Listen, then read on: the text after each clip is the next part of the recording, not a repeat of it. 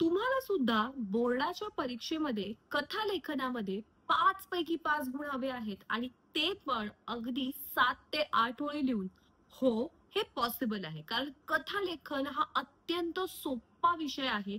जे काही घडलेलं आहे त्या मुद्द्यांची मांडणी 8 लाईन मध्ये करून तुम्ही 5 मार्क हमखास घेऊन जाऊ शकता.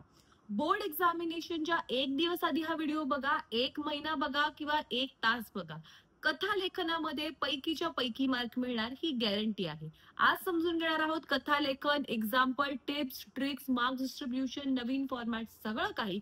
जर तुम्ही माझ्या चॅनलवरती नवीन असाल तर चॅनलला लगेच सबस्क्राईब करा, व्हिडिओला लाईक करा आणि चला पाहूयात आपण आजचा व्हिडिओ कथा लेखन कसं करायचं.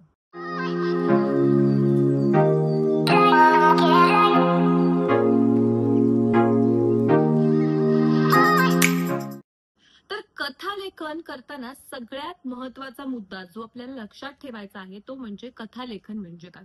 कथा लेखन म्हणजे काय, आपली आजी, आई, काकू, मावशी आपल्याला लहानपणी प्रत्येकाला एक एक गोष्ट सांगायची.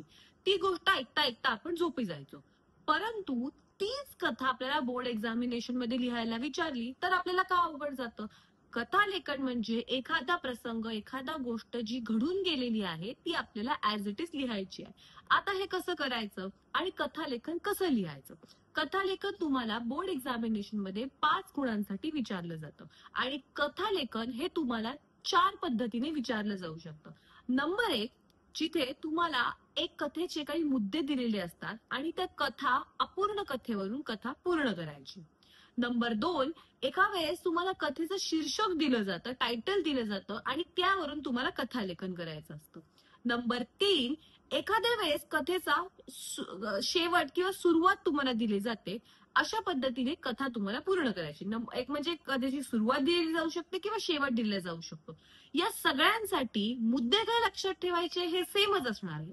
परंतु कथा लेखन कसं करायचं हे तुमच्या क्रिएटिव्हिटीवरती आणि माइंडवरती डिपेंड आहे. आता कथा लेखन करताना सगळ्यात इम्पॉर्टंट काय, नंबर 1 चा पॉइंट आहे की जी काही कथा लेखनाचा किंवा जो काही प्रश्न तुम्हाला विचारलेला आहे तो प्रश्न दोनदा वाचायचा. बऱ्याच वेळा आपण मधले मुद्दे मिस करतो आणि त्यामुळे कथा जी लिहायची आहे त्यावरून भरकटतो आणि कथा दुसरीच लिहितो. त्यामुळे मुद्दे नीट वाचायचे कथेचे आणि त्यावरून कथा लेखनाला सुरुवात करायची. नंबर 2, कथा लिहिताना तुम्हाला शीर्षक लिहिणं खूप जास्त इम्पॉर्टंट आहे. आणि नंबर 3, कथेचा बोध असणं सुद्धा इम्पॉर्टंट आहे. मिनिंगलेस स्टोरी लिहायची नाही. काही स्टोरीला अर्थ नाही अशी कथा लिहायची नाही. कथेला अर्थ असला पाहिजे, त्यातून काहीतरी बोध मिळाला पाहिजे, अशीच कथा तुम्हाला लिहायची आहे. आता याचा फॉर्मॅट काय, सगळ्यात पहिलं सेक्शन 1 मध्ये तुम्हाला लिहायचंय कथेचं टायटल म्हणजेच कथेचं शीर्षक, जे तुम्हाला मुद्दे वाचून समजणार आहे आणि त्यावरून तुम्हाला एक टायटल लिहायचं आहे, ते 2 ते 3 शब्दांमध्ये लिहू शकता. नंबर क्रमांक 2 म्हणजे सेक्शन 2 मध्ये तुम्हाला कथा लिहायची आहे. कथेचा सुरुवात, मध्य आणि शेवट हा तुम्हाला तुमच्या पद्धतीने करायचा आहे. ज्यामध्ये तुम्ही तुमची कथा सुरू कशी केलेली आहे, म्हणजे कथेचा मध्य जो लिहिलेला आहे तो कसा लिहिला आहे आणि कथेचा शेवट कसा लिहिला आहे ते लिहायचं आहे. कथा संपूर्ण भूतकाळात लिहायची, कारण कथा ही घडलेली आहे. आपली आजी आपल्याला जेव्हा गोष्ट सांगायची तेव्हा जी कथा ऑलरेडी घडलेली होती, राजा राणी जे काही असेल, त्यामुळे कथा कायम भूतकाळात लिहायची. आणि लास्ट सेक्शनला तुम्हाला त्या कथेचा बोध लिहिणं खूप महत्वाचं आहे. ज्या कथेतून काय मॉरल ऑफ द स्टोरी किंवा बोध लिहिणं महत्वाचं आहे. अशा या सेक्शन मध्ये तुम्हाला कथा लेखन करायचं आहे. मार्क्स कसं मिळणार आहे, सेक्शन जेव्हा तुम्ही टायटल आणि शीर्षक लिहिलं तर तुम्हाला मिळणार आहे अर्धा मार्क. पूर्ण कथेसाठी डेडिकेटेड आहे 3 ते 3.5 मार्क. कशी तुम्ही कथा लिहित आहात 7 ते 8 ओळींमध्ये, तुमचा वाक्प्रचार, वाक्यांचा उपयोग, भाषा अभ्यास कसा तुम्ही इथे युज केला आहे ते सगळं आहे. आणि जर तुम्ही मॉरल ऑफ द स्टोरी लिहिलं त्याला अर्धा मार्क मिळणार आहे. अशा प्रकारे 5 गुणांचं डिस्ट्रीब्युशन केलेलं आहे. आता आपण या कथेचं एक योग्य उदाहरण बघणार आहोत, ज्याचे नोट्स मला डिस्क्रिप्शन बॉक्समध्ये अवेलेबल आहेत. आणि हो, व्हिडिओ शेवटपर्यंत बघा, कारण शेवटी मी काही प्रॅक्टिस क्वेश्चन आणि इम्पॉर्टंट टिप्स सांगितलेल्या आहेत ज्या तुम्हाला बोर्ड एक्झामिनेशनसाठी खूप उपयोगी पडणार आहे. तर चला पाहूयात. तर कथालेखन मराठी इयत्ता 9वी-10वीचा प्रश्न कशा प्रकारे विचारला जातो ते आपण पाहणार आहोत. कथालेखनाचा प्रश्न हा जाहिरात लेखन आणि बातमी लेखन याला ऑर मध्ये विचारला जातो. जाहिरात लेखन आणि बातमी लेखनाचा जो प्रश्न आहे त्याची सोल्युशन डिस्क्रिप्शन बॉक्समध्ये अवेलेबल आहे, तुम्ही ते चेक करू शकता. तर आता पाहूयात आपण कथा लेखनाचा प्रश्न कसा विचारला जातो. उपयोजित लेखनामध्ये प्रश्न क्रमांक 5 ब 3 मध्ये हा प्रश्न विचारला जातो. खालील अपूर्ण कथा पूर्ण करा. काय बाबा, अपूर्ण एक कथा दिलेली आहे, ती आपल्याला पूर्ण करायची. काय अपूर्ण कथा आहे ते वाचूयात. दोनदा प्रश्न आपल्याला नीट वाचायचा आहे. राहुलला शाळेत जाताना रस्त्यात एक पाकिट सापडलं. पाकिटात बरीच रक्कम आणि काही कागदपत्र होती. राहुलने आजूबाजूला पाहिलं, पण त्याला कोणी दिसलं नाही. त्याने पाकिट उचललं आणि आता तुम्ही बघू शकता, ही जी कथा आहे ही अपूर्ण कथा, ही पूर्ण कथा नाहीये. ही आपल्याला वाचून पूर्ण करायची आहे.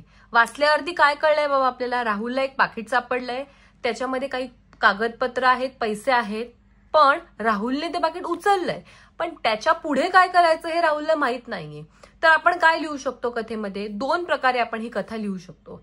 एक तर आपल्याला ती राहुल ते पाकिट घेऊन घरी गेला आणि घरी गेल्यानंतर राहुलने त्याच्या आई आणि वडिलांच्या मदतीने ते पाकिट ची माहिती काढून ते पाकिट परत केलं.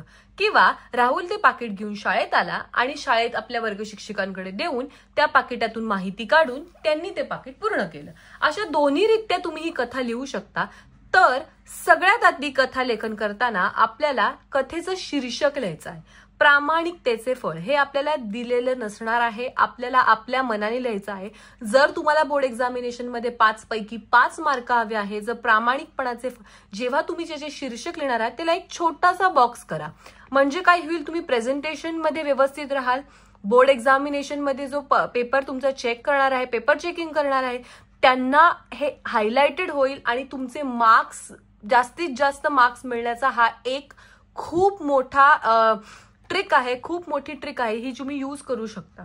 आता कथालेखन कसं केलंय तुम्ही बघा. जी काही कथा लिहिलेली आहे ती 7 ते 8 ओळींमध्ये मी लिहिलेली आहे. कथेचा सुरुवात, कथेचा मध्य आणि कथेचा शेवट लिहिलेला आहे. चला कथा पाहूयात. राहुलला शाळेत जाताना रस्त्यावर एक पाकिट सापडले. त्यात पैसे आणि महत्वाची काही कागदपत्रे होती. क्षणभर तो विचारात पडला, हे पाकिट ठेवावे की द्यावे. ही कथेची सुरुवात मी केलेली आहे. अशा प्रकारे त्याला राहुलला पाकिट सापडलं आणि आता पुढे काय केलं त्याने ते बघूया. पण लगेच त्याच्या मनात आईचे आणि शिक्षकांचे संस्कार जागे झाले. त्याने ते पाकिट उचललं आणि थेट वर्ग शिक्षकांकडे जाऊन त्यांना दिलं. त्याला काय कळलं की आपल्या आईचे आणि शिक्षकांचे संस्कार खूप चांगले आहेत आणि त्याला ते लगेच आठवलं.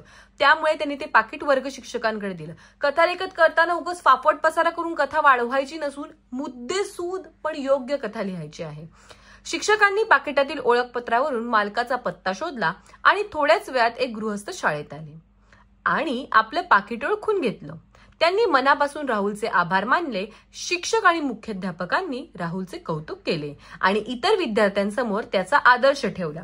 म्हणजे ओळखपत्रावरून जे कोणी पाकिट घ्यायला तिथे आले होते त्यांनी ते पाकिट ओळखलं, त्यांनी ते पाकिट पुन्हा घेतलं आणि राहुलचे सगळ्यांनी आभार मानले. यावरून आपल्याला कळालं. म्हणजे मध्य बघा तुम्ही लिहू शकता. इथे मध्ये मी लिहिलेलं आहे की कशा प्रकारे ते पाकिट परत केलेलं आहे.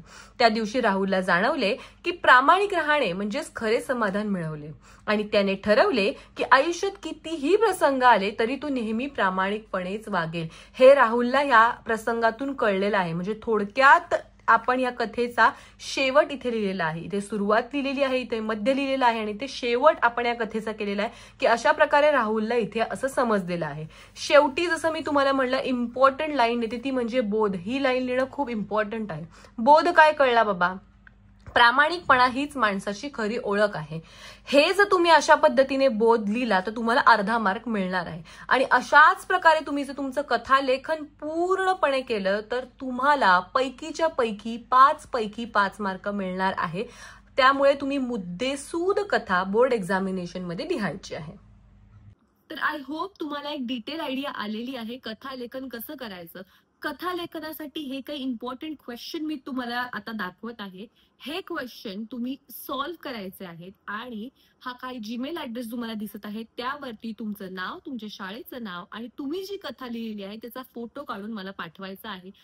सगळ्यात बेस्ट स्टोरी आणि जो कथालेखन छान करणार आहे पुढच्या व्हिडिओमध्ये त्यांची नावं आणि त्यांची स्टोरीचे PDF आपण रिव्हील करणार आहोत. तर भरभरून रिस्पॉन्स द्या. तुम्हाला कोणत्याही याच्यात कुठल्याही प्रकारचा डाऊट असेल मला कमेंट बॉक्समध्ये नक्की विचारा. मी तुमच्या सगळ्या क्वेरीज सॉल्व्ह करणार आहे. Thank you so much for watching this video and all the best for your board examination.